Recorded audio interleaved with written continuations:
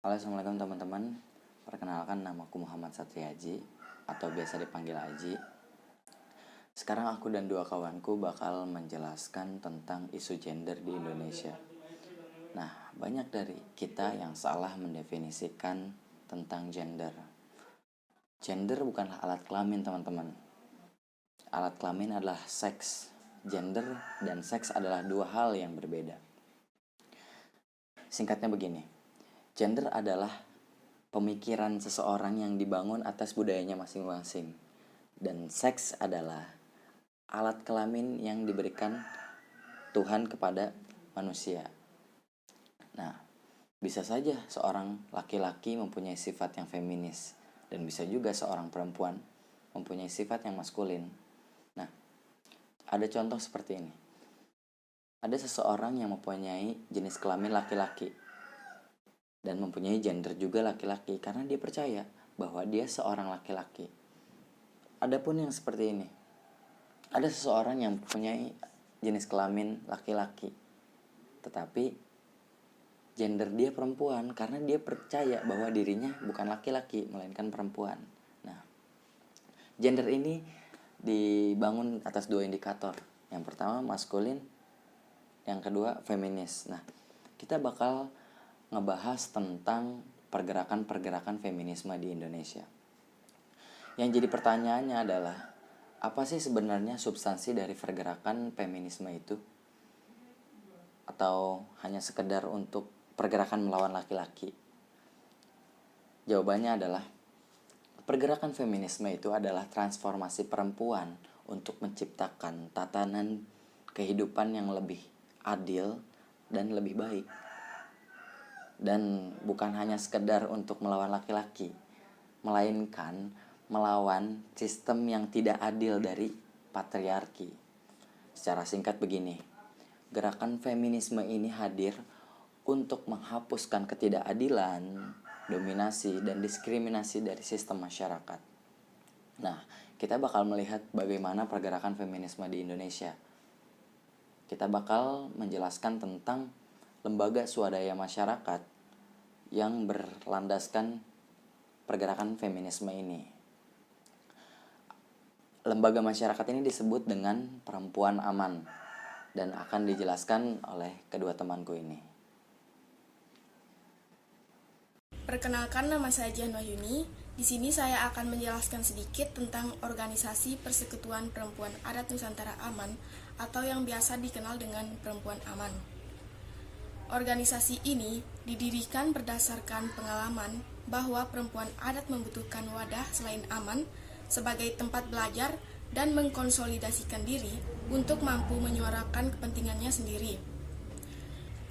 Perempuan Aman didirikan untuk mampu memfasilitasi perempuan-perempuan adat mengorganisir diri, pengetahuan, dan hak-haknya. Organisasi ini beranggotakan individu, perempuan adat yang berasal dari komunitas anggota Aman. Perempuan Aman juga memiliki visi, yakni perempuan adat berdaulat atas dirinya, kehidupannya, dan wilayah hidupnya dalam rangka mewujudkan masyarakat adat yang berdaulat, mandiri, dan bermartabat. Lalu, ada 7 misi dari Perempuan Aman. Yang pertama, memperkuat identitas kepercayaan diri, harkat dan martabat perempuan adat. Yang kedua, membela dan memperjuangkan pengakuan, penghormatan, perlindungan, dan pemenuhan hak-hak perempuan adat, serta penghapusan segala bentuk diskriminasi terhadap perempuan adat. Yang ketiga, memastikan adanya pengakuan terhadap pengetahuan dan keterampilan perempuan adat dalam pengelolaan sumber daya alam dan sumber daya lainnya, serta nilai-nilai spiritual dan budaya. Yang keempat, memastikan generasi muda melanjutkan pengetahuannya dan keterampilannya dalam perempuan adat. Lalu yang kelima, memastikan terciptanya kesetaraan dan keadilan gender di dalam keluarga, komunitas, organisasi induk, organisasi sayap, dan badan otonom serta negara. Yang keenam, membangun, mengembangkan, dan memperkuat kader-kader penggerak dan pemimpin perempuan aman. Lalu yang ketujuh, memastikan adanya kebijakan yang berpihak kepada kepentingan dan pemenuhan hak perempuan adat. Selanjutnya, program kerja perempuan aman pada periode tahun 2015 hingga 2020 yang pertama menyelenggarakan pendidikan kritis dan peningkatan kapasitas perempuan adat. Lalu yang kedua, melakukan penguatan ekonomi perempuan adat. Lalu yang ketiga, memfasilitasi peningkatan keterlibatan perempuan adat dalam proses pemetaan wilayah adat, mewujudkan pengakuan atas wilayah adat, serta pengembalian keputusan terkait pengakuan dan perlindungan pemulihan hak-hak perempuan adat di tingkat komunitas lokal, regional, maupun nasional. Lalu yang keempat, mengelola informasi kritis, dokumentasi, dan diseminasi pengetahuan. Dan yang kelima, kelembagaan. Perkenalkan, nama saya Alda Reza. Saya akan menjelaskan sedikit tentang Perempuan Aman atau disebut Persekutuan Perempuan Adat Nusantara Aman. Perempuan aman adalah bagian kelompok dari komunitas adat yang posisinya setara, memiliki peran dan fungsi untuk menjaga ketahanan hidup komunitasnya. Berdasarkan asal-usul leluhur secara turun-menurun, di atas suatu wilayah adat yang memiliki kedaulatan atas tanah atau kekayaan alam. Selama 17 tahun, Aliansi Masyarakat Nusantara sebagai organisasi masyarakat adat berdiri dan berbulat memperjuangkan pengakuan terhadap kedaulatan komunitas-komunitas masyarakat adat di Indonesia. Selama itu pula, sebenarnya perempuan adat berupaya masuk dan menyatukan langkah di dalam Aliansi Masyarakat Adat Nusantara, menjadi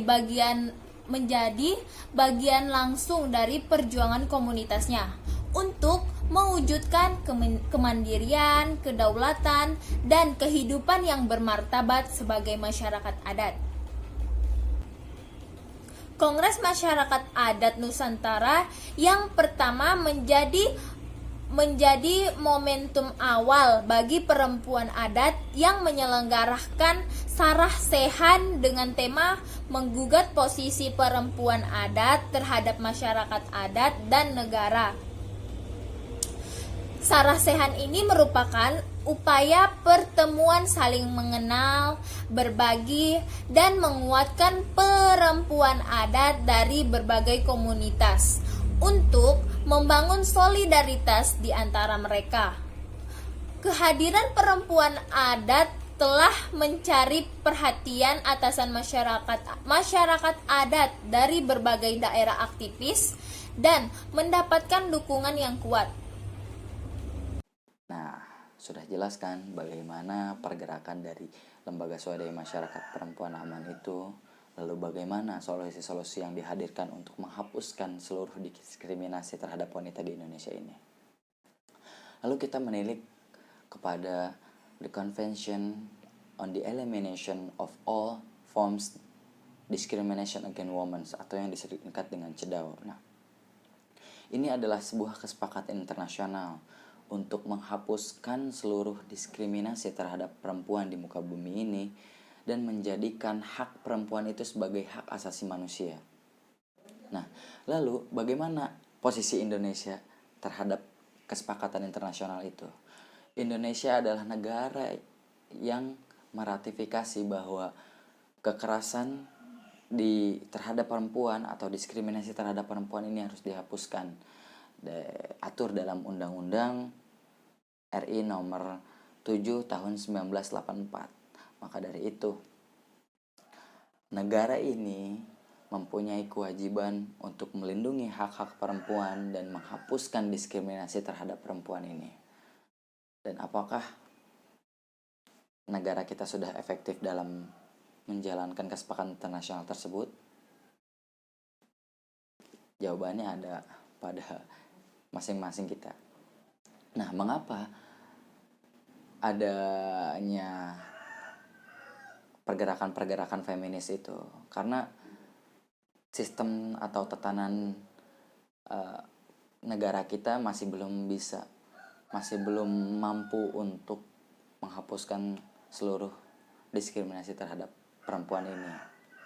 Nah, di Indonesia itu ada yang namanya lembaga Komisi Nasional Anti Kekerasan Terhadap Perempuan atau Komnas Perempuan. Nah, dan Komnas Perempuan ini, lembaga ini tentunya sangat berkorelasi terhadap kesepakatan internasional tadi, CEDAW tadi. Nah, kesepakatan dan program-program kerjanya pun dipengaruhi dengan kesepakatan internasional yang tadi.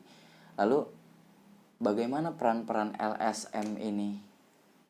Karena kan sudah ada Komnas Perempuan, lalu kenapa harus ada lembaga swadaya masyarakat untuk melawan sistem patriarki ini? Nah, negara itu butuh masyarakat yang cerdas juga. Maka dari itu, masyarakat ini berkolaborasi dengan negara untuk menghapuskan seluruh diskriminasi terhadap perempuan. Makanya kenapa ada lembaga-lembaga feminis, lembaga-lembaga pergerakan feminis, dan yang lainnya. Itu adalah upaya kita, negara Indonesia, untuk menciptakan tatanan dunia yang lebih baik dan lebih adil. Begitu, cukup sekian dari kita. Terima kasih. Assalamualaikum.